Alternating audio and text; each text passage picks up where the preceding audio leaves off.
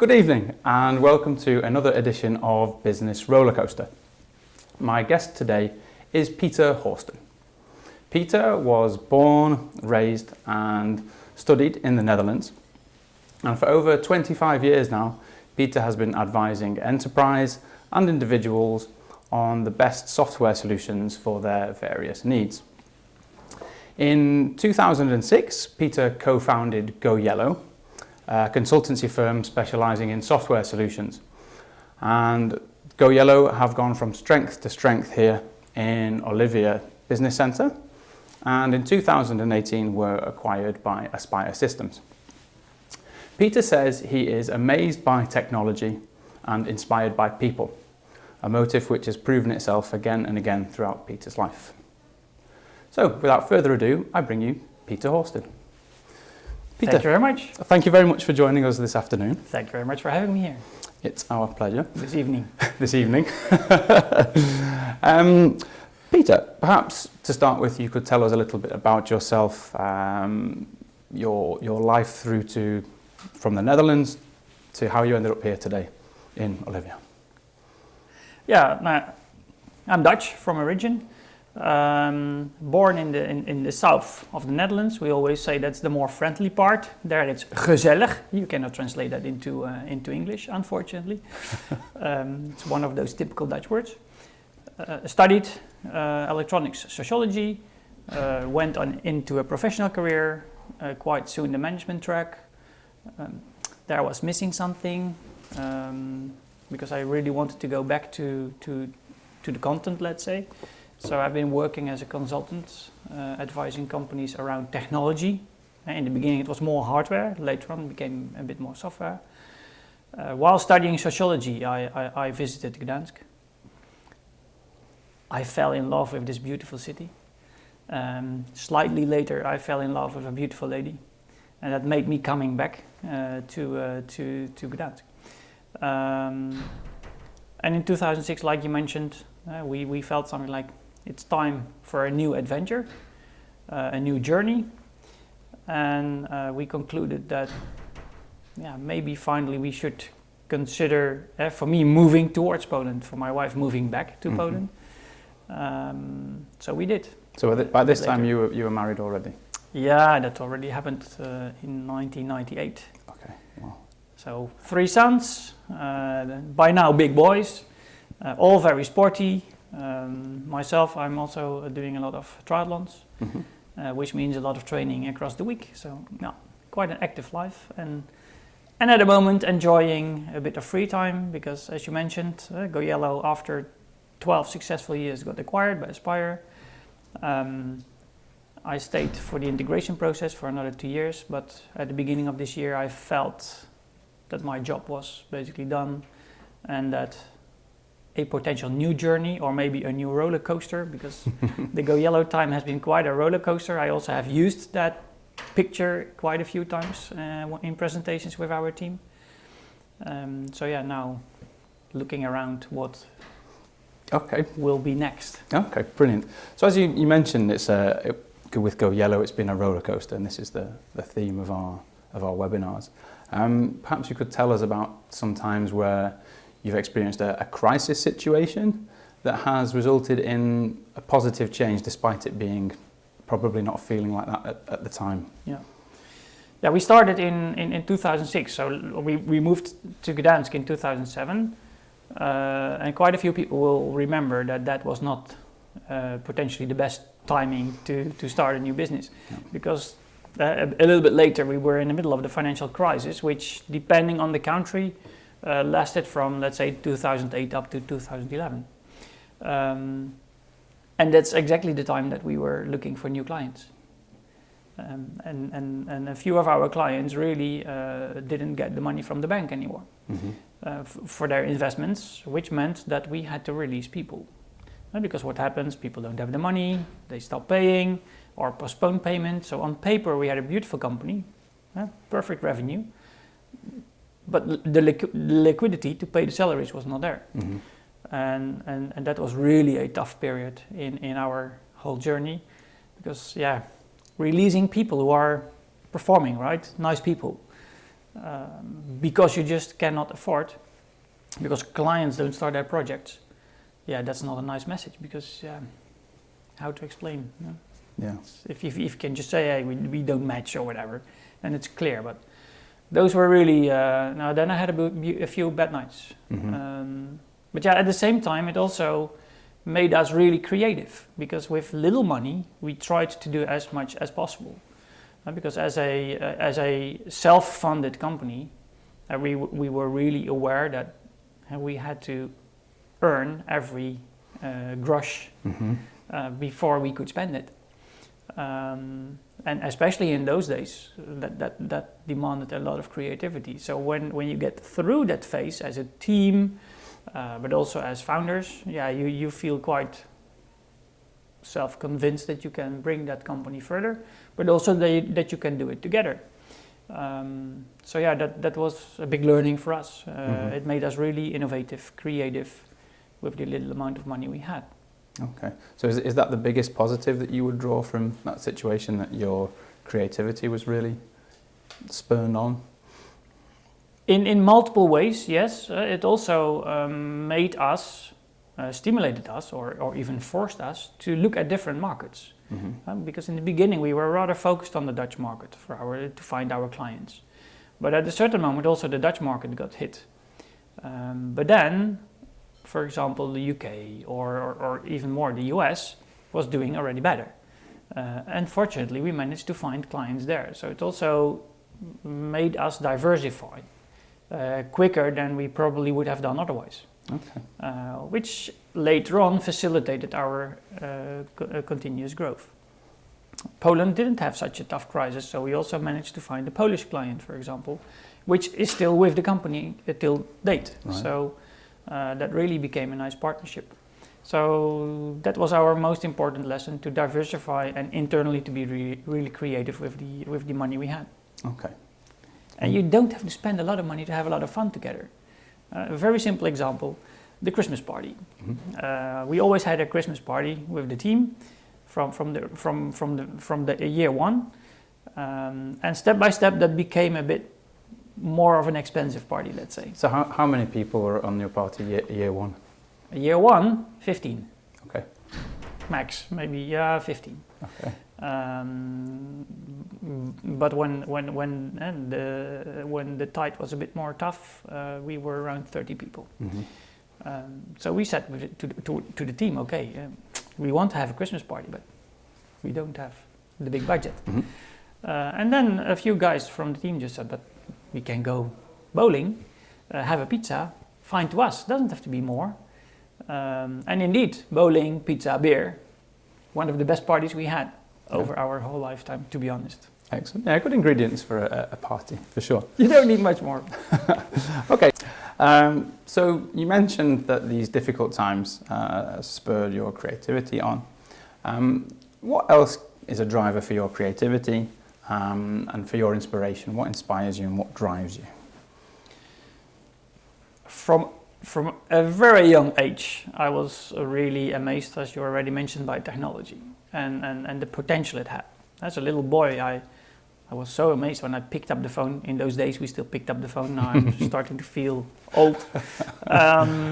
Because younger viewers won't know what that means. It was the first day we had a telephone, right? So I was able to phone the neighbors, but we had something like, what's the point? We can also walk to the neighbors.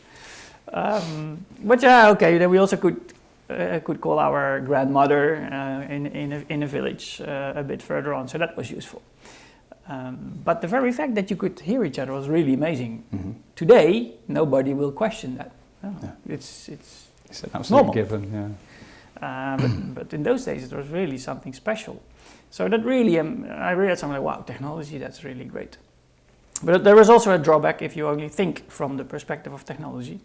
So what really made me think how to apply technology was when I was studying sociology. There I really started mapping technology towards people, towards organizations, and how to make that best. So that combination, if I can do something around those kind of things, then I really warm up. So that when you have a kind of problem to solve, if you like, things to match. And it has to have both ingredients, because technology on its own is, for me, too cold. Okay. Yeah. So it has to have the human touch as well. Absolutely. Okay. Peter, what would you say is your greatest success? Raising 3 boys. Yeah. Together with my lovely wife, of course. So how old are they now? 19, 16, 14. And it's really a lot of fun. But it's really nice to see them develop, and it also gives a lot of lessons towards business. Mm-hmm. Because there are so many comparisons, and it might not sound nice, but that's absolutely not the intent. There are so many comparisons in between how those boys react while growing up and how employees react, because in fact we as adults, to a certain extent, we remain little boys, right, or little girls. So if you manage to raise kids very well, then you can also manage a team or a company. So I think building our family is something that that I'm really proud of. And of course, the fact that altogether we set up a really great company here in Gdansk. That's of course another little boy, our little child that we raised. So that's also something that I'm really proud of. Okay. Yeah, I say it's a really great achievement. It really is. Do you believe it's necessary to take risks in order to achieve success? I think you can be successful without taking risks, but that's really depending on the outside world. If the tide is rather easy, when the economy is flourishing, then you can be quite successful without taking risks. Mm-hmm. That's also what we have seen around the years 2000. So many people in telecommunication industry, for example, were earning crazy amounts of money, and they were, to be honest, not really smart people.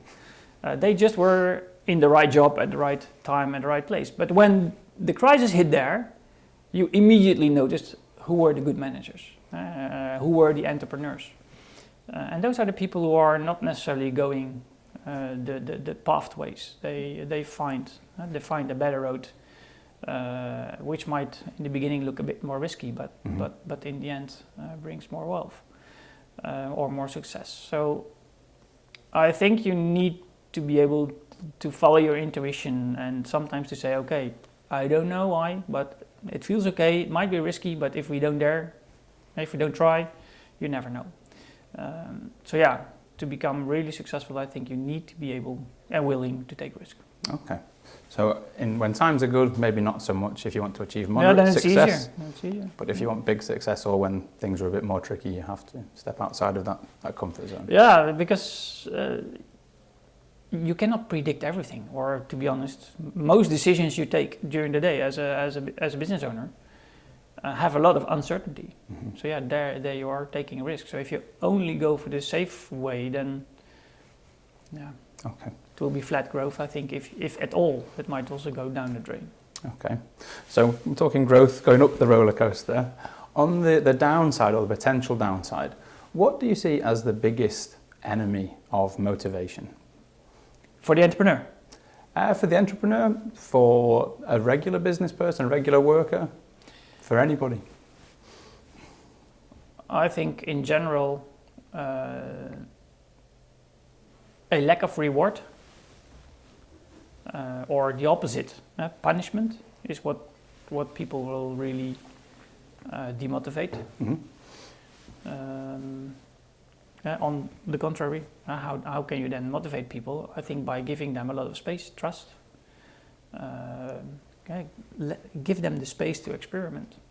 But if you monitor people, really check what they are doing, then I think that especially knowledge workers that we are in general talking about here at Olivia Business Center, then I think you absolutely demotivate them. That will not stimulate people, I think. So you have to give people the freedom and trust them. Excuse me. It's not always easy. but I think it's needed. Well, especially with sons or daughters, I imagine. No, but especially in a low trust society like Poland seems to be, that there is an article by a famous Polish sociologist proving that we are living here in Poland in a low trust society. Then you have to have some guts and take risk to trust people and to give that trust to your team. But without giving trust to the team, you will, in my opinion, not grow enough. And that's really something that we have tried to do within our company. But yeah, of course, from time to time there is someone who tries or who really manages to abuse that trust. But yeah, once you find out, it's also game over. Of course. So I would say that controlling people will demotivate them. Okay. So let's do the opposite. Let's give them a lot of freedom. Tell them what we expect from them. Support them as well as we can, and then you have a motivated team, I think. Okay. And has this been the model in Goyello and now Aspire? Yeah. Okay. That's the way we have tended to work, among others. There are many more ingredients to make it really flow. So you also have to make that people feel happy with each other, that there is a bit, that it's not only about work, that there are also other things, that you give them space to develop themselves. So we did a lot of knowledge sharing. When a client was visiting, we took also the team for dinner, that it's not just the bosses going for dinner with the client, no, the whole team. That also creates a little family, because that's what many people have said.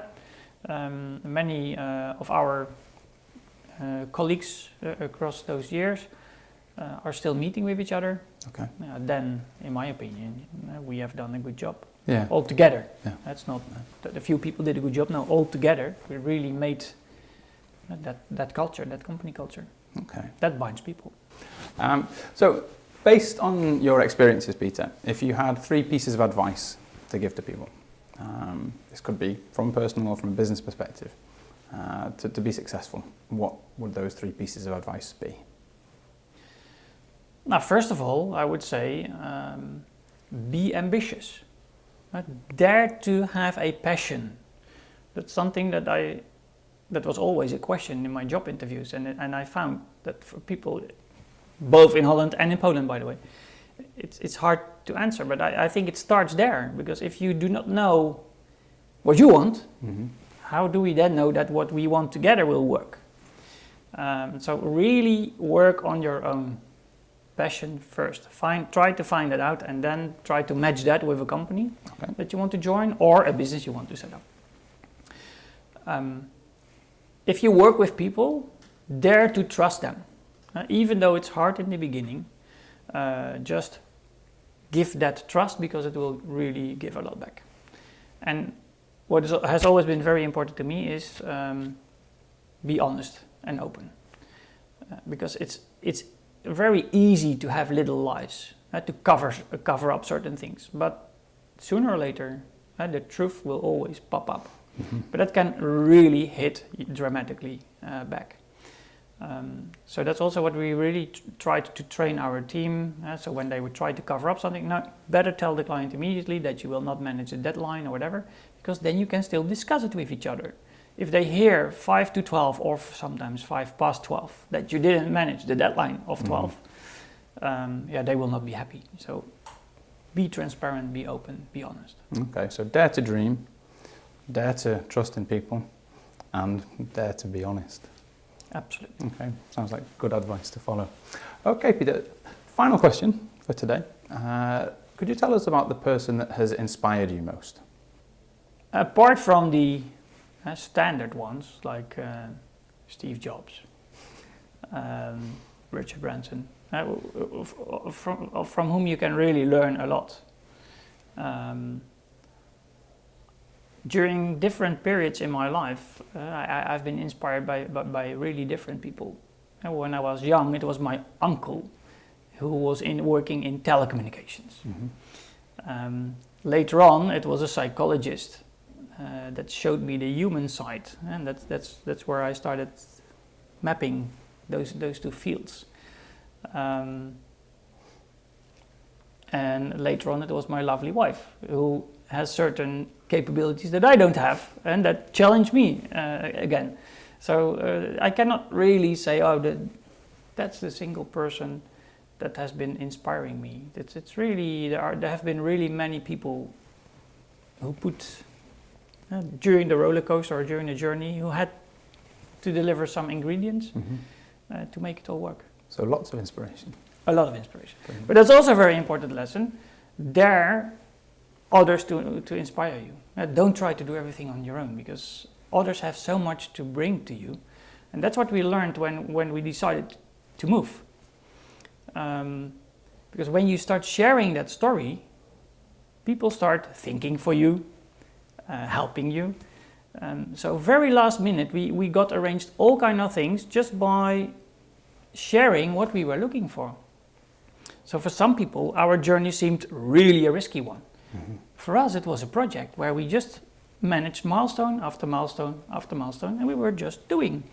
But really with the help of a lot of people. So we managed to sell our house right in time. We had a truck to move our stuff right in time. We had a car right in time.